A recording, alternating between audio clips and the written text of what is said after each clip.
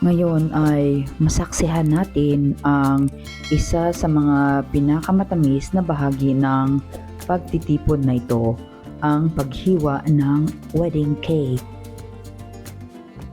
Sumisimbolo ito sa unang gawain ng bagong mag-asawa bilang magkabiyak sa buhay na magkasamang haharap sa mga hamon at magbabahagi ng mga biyaya ng kanilang pagsasama.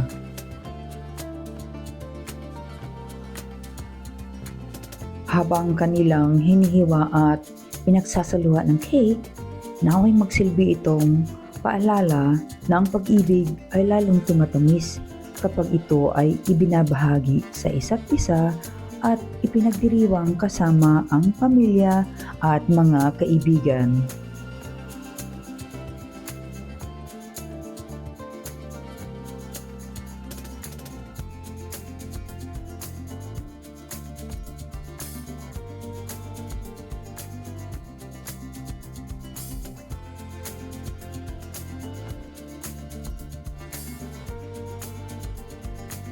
Lami kayo. Kasi lami ang cake or ang imong asawa? Nagduha-duha lami ka, sir. Yung toast lagi gamay, sir. Asa yung lami, sir? Asarin sin. Ay, ito siya di kadulong kanyang gabi. Mayroon siya ang cake ang lami. How about you, ma'am? Is it asa yung mas sweet, ma'am? Katong cake or katong namuyog kasi, sir? Mas sweet si Glenn. Si Agham, si sir, mga seconds inyong ganahan. Grabe po na yung mga kanimo. 20 seconds. Ay, 10 lang, 10 lang.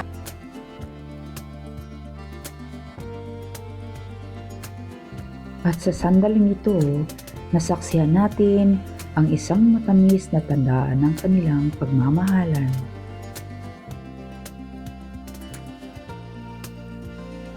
Ang halik na ito ay hindi lamang simbolo ng kanilang pag-ibig, kundi pati na rin ng pangakong mananatili sa isa't isa sa bawat yugto ng kanilang buhay. Isang simpleng sandali, ngunit puno ng pag-ibig, paggalang at pangakong magsasama magpakailanman.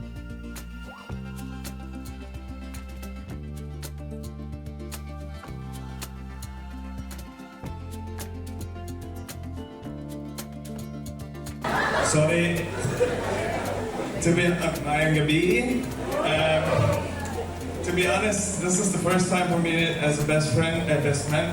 And I have to do like a short message. And to be honest, I don't have any idea what I have to say or yeah. I'm so happy that you're. Yeah. Tagaita.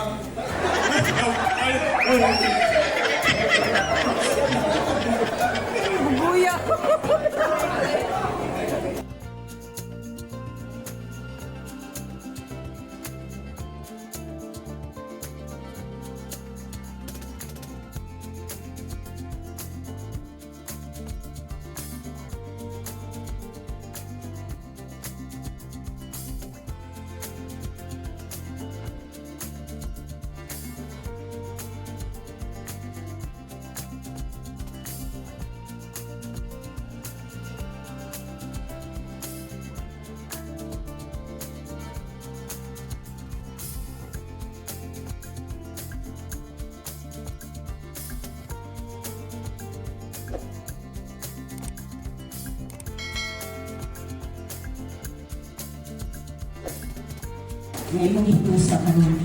Lord, panalangin sila sa ilang pagkinabuhi. Isip na lang tiayon. Marami silang grasya niya sa tinuod na mga pagsinagdanay. Panalangin niya lang ang ilikanan, mga igsuon. Panalangin niya ginawa ang pagkaon karon na among pagkasaluhan. Kung akin ginawa sa grasya, makaayaw kini kanamo, mga Espiritu Santo.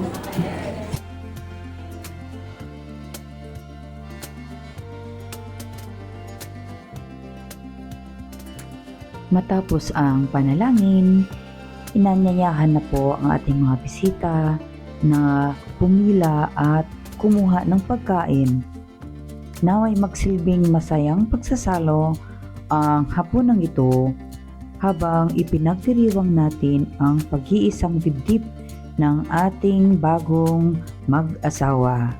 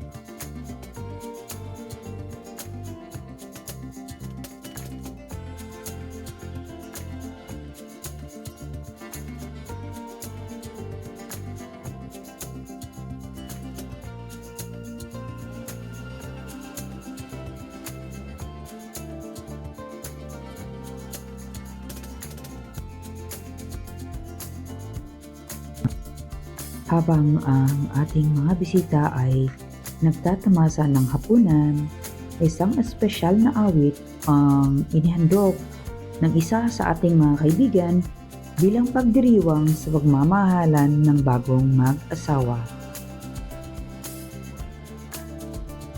Tunay na nakakatuwang sandali na pinagsasalo-salo natin ang pagkain at musika.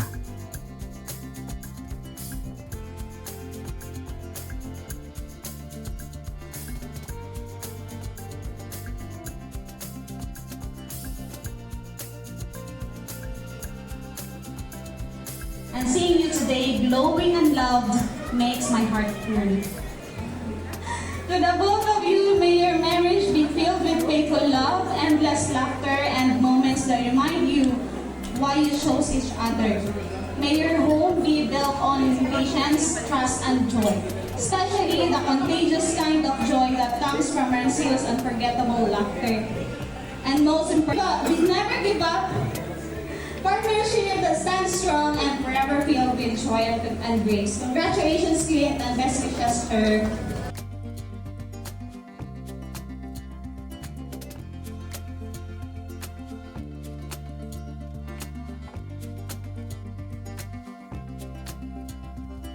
Good evening, everyone. So my name is Anna Marie, and by the way, I've known the two of them for a while now. Since high school, classmate ni Rancil or In, and then after that, classmates at Clint. And hopefully, the both of you will stick together forever. And you enjoy the honeymoon, and you make a lot and lot of babies. Thank you, everyone.